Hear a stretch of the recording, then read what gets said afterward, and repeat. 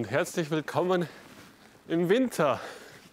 So schnell kann es gehen. Ein paar Tage tiefe Temperaturen und Niederschlag und wir haben den Schnee hier. Er ist ziemlich trocken, weil es ist ziemlich kalt. Was ganz fein ist, dann ist es ein bisschen leicht. Und ich sehe auch gerade, ich bin nicht das erste Lebewesen, das hier durch diesen unverspurten Schnee, der es ja jetzt nicht mehr ist, geht.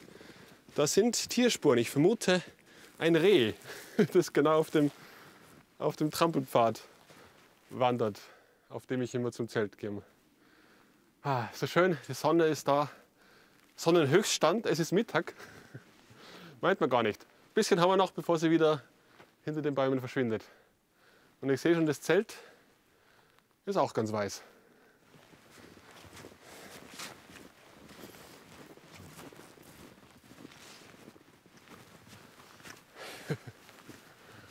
Oh. Mit einer Zuckerglasur obendrauf. Oh. Das ist sogar relativ schwer. Müssen wir gleich mal vom Schnee befreien.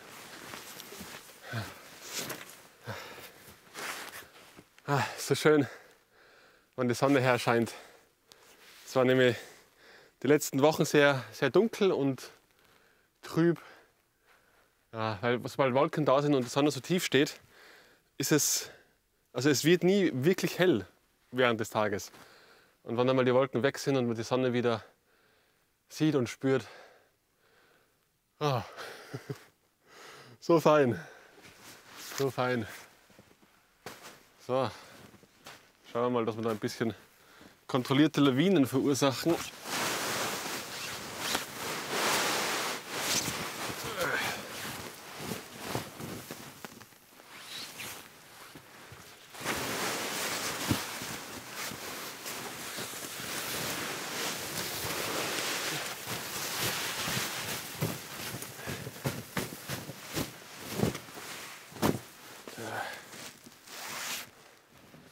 Es ist immer gut, wenn man ein Zelt längere Zeit stehen hat, von Zeit zu Zeit die Schnüre nachkontrollieren und ein bisschen nachspannen, so gut es geht, dass alles besser abfließt.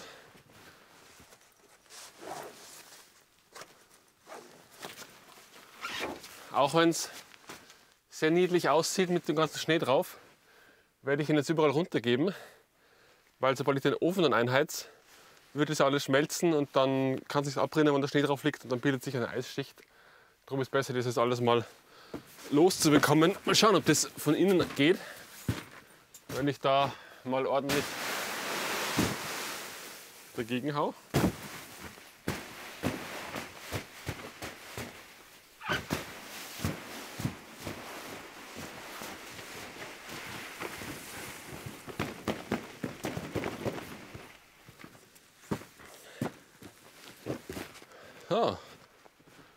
Also fast schneefrei. Da außen herum.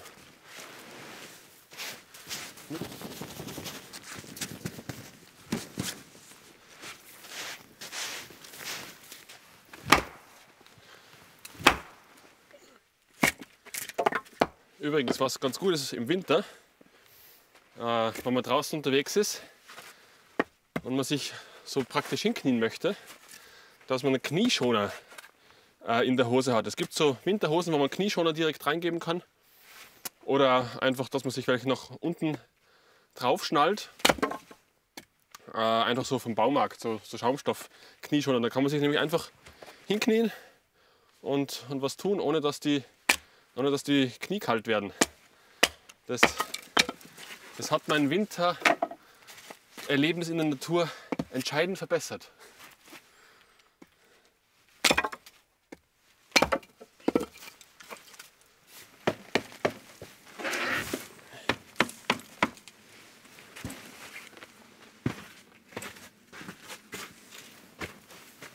Ich sehe hier Spuren von Mäusen, die sich hier wohl eine schöne Zeit gemacht haben im Zelt. Und wenn der Ofen so kalt ist wie jetzt, ist es auch gut, dass man nur ein kleines Feuer zuerst mal macht, damit sich das alles gut aufwärmen kann. und dass das ganze Material nicht zu schnell zu heiß wird. Darum legen wir jetzt erstmal nur kleines Holz hinein. So, schaffen wir es mit dem ersten Streichholz? Oh nein. Oh, nicht im ersten Streichholz. Vielleicht sind die feucht geworden da in der Zwischenzeit.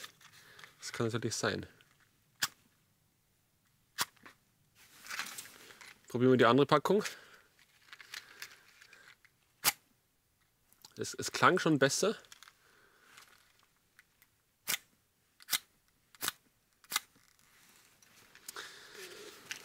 Naja, schauen wir mal. Oh.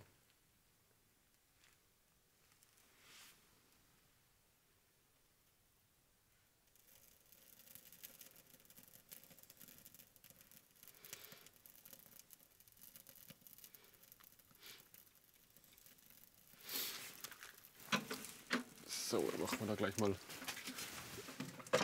zu, dass der Rauch auch oben rauszieht und nicht herinnen.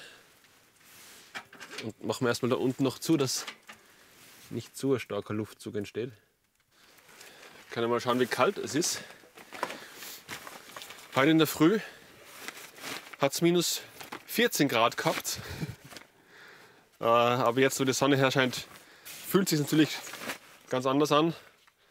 Was sagt, ja, hier im Rucksack sagt es minus 1, aber da hat gerade die Sonne drauf geschienen.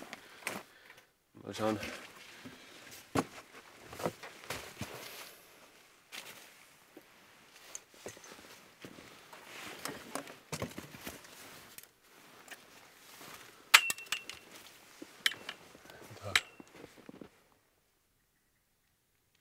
Da vorne, da hackt gerade irgendein Vogel am Baum herum. Bin mir nicht sicher, wo ich nah genug rankomme mit dem Objektiv.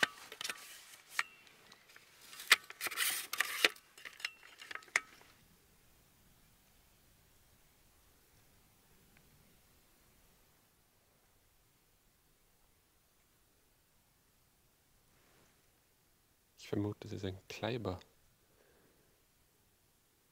Zumindest ist das der einzige Vogel, von dem ich weiß, dass er die Bäume rauf und runter läuft.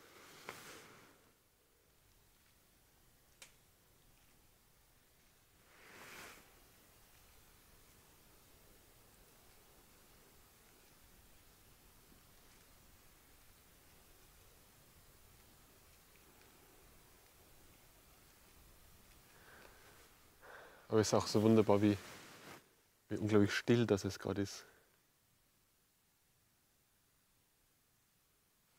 Brennt es Feuer noch?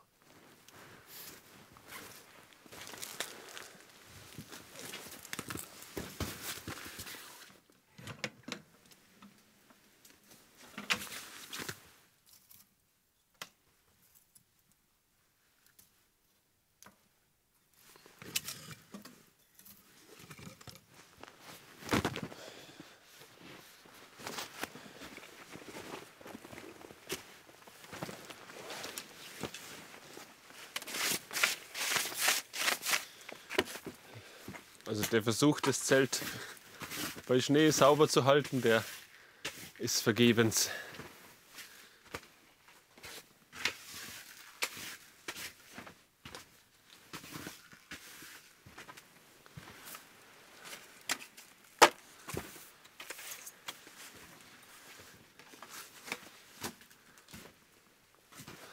So, was sagt das Thermometer?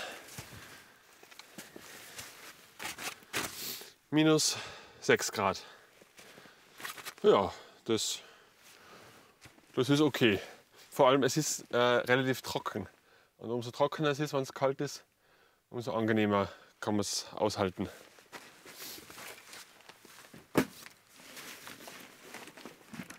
Ich habe halt auch schon mit Tee vorgesorgt.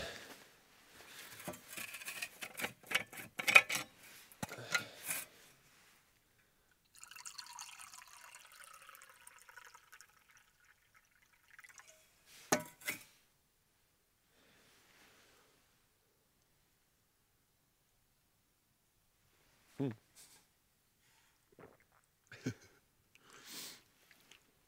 sieht es vielleicht, er dampft nicht. Er ist noch lauwarm. Nämlich, ich habe den gestern gemacht, gestern früh. Das sind jetzt, wie spät haben wir es jetzt? Wahrscheinlich so, weiß nicht, 2 Uhr. Das waren 24, ja, knapp 30 Stunden. Und die hält noch warm. Das ist nämlich etwas mit Thermosflaschen. Das ist auf jeden Fall etwas, wo man sich nichts Billiges besorgen sollte, weil billige Thermosflaschen halten einfach nicht so lange warm. Das habe ich selbst schon öfters erfahren. Und ja, das ist dann gut, wenn man zumindest ein paar Stunden warmen Tee hat oder den ganzen Tag. Ja, oder sogar länger als einen Tag.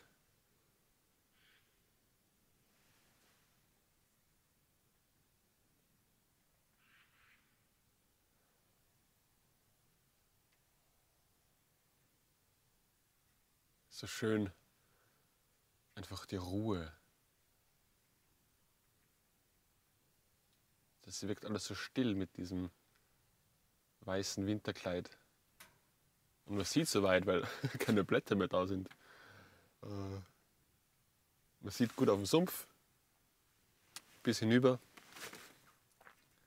Und auf dem Sumpf kann man jetzt herumlaufen, weil er natürlich zugefroren ist. Und da bin ich schon unterwegs gewesen.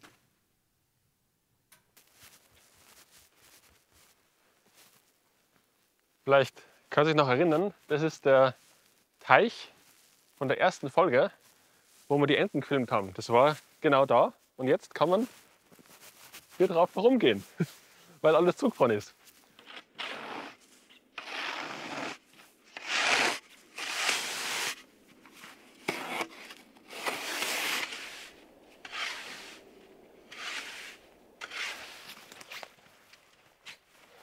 So, die Sache ist die, ich habe nämlich hier, über die Schaufel weg, habe hier meine Eislaufschuhe dabei. Und das scheint mir hier der perfekte Parcours zu sein. Also schauen wir mal, ob das funktioniert. Wenn ein Schlittschuh so eng ist, dann fühlt sich das immer so an, als ob man sich gleich die Knöchel bricht, wenn man da reinrutschen probiert. Ob das was wird.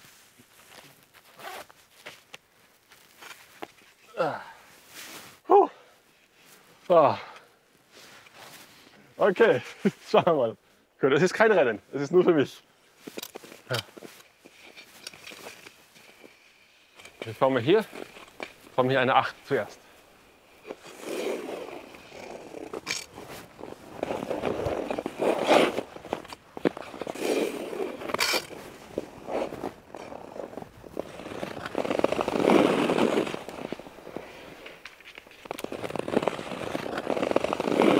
Hier ein Baum, da steigen wir drüber.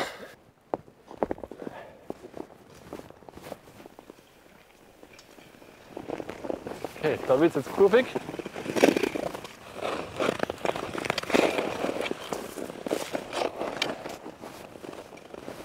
Letzte Kurve und über die Zielgerade.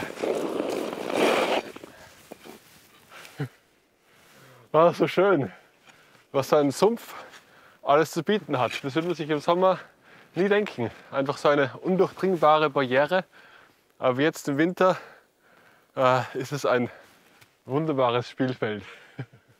Hätte aber nicht gedacht, dass das so viel Freude macht. Gleich noch eine Runde. Vielen Dank fürs Dabeisein bei dieser ersten Winterfolge. Ich wünsche euch selber viel Zeit in der Natur und bis nächste Woche im Jojos Camp.